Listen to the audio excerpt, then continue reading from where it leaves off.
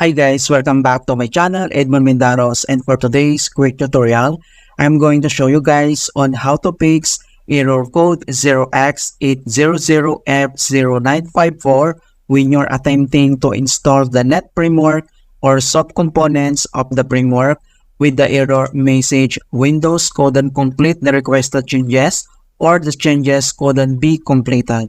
Right? Kung paano ba natin itong isolve? So ang next step ay dito lang sa searching bar ng ating computer ay kailangan lang natin i-search yung control panel and then click mo lang itong open.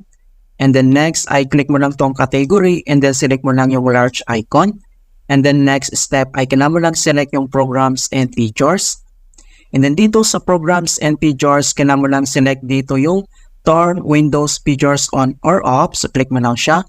And then dito sa Windows features ay kailangan mo lang select dito yung Net Framework 3.5 includes Net 2.0 and 3.0.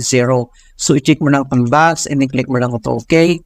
And then close lang tayo. And then next ay kailangan mo lang mag-restart.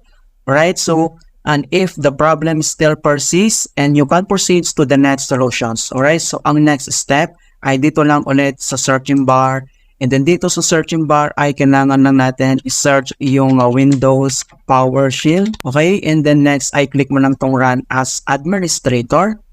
And then dito sa administrator Windows PowerShell, kailangan lang natin i-enter itong command keyword na to and then copy lang natin. And then ilalagay ko to sa description box. And then next ay kailangan lang natin dito i-paste. Ayan, and then press mo lang yung enter.